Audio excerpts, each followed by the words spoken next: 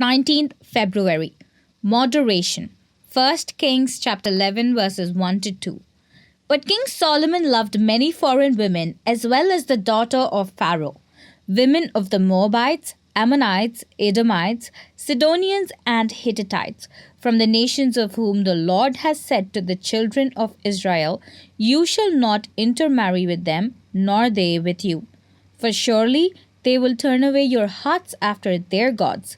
Solomon clung to these in love. Good things can become a deterrent.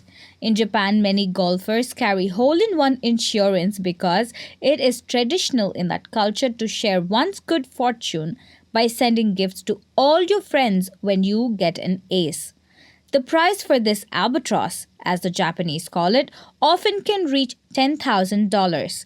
As a result, the good fortune that most golfers would consider a blessing becomes a disaster.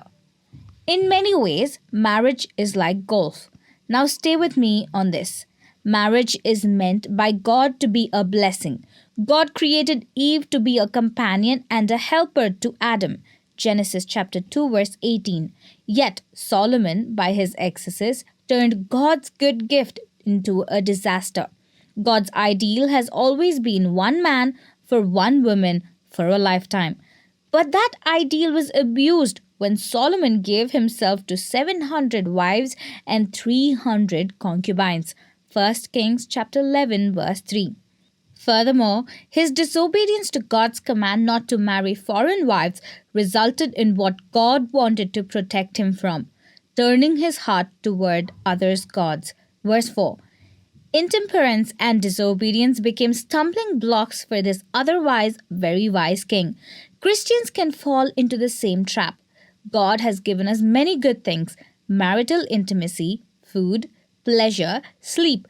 But practiced to extremes, such good gifts can become the sins of lust, gluttony, licentiousness, and sloth.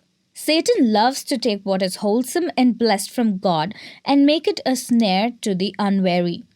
That is why Paul says, "Everyone who competes for the prize is temperate in all things."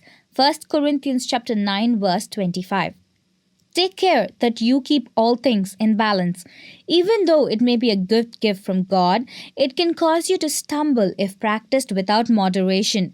Enjoy God's gifts, but practice temperance in everything you enjoy. If practiced in excess, even good things can become bad. Amen.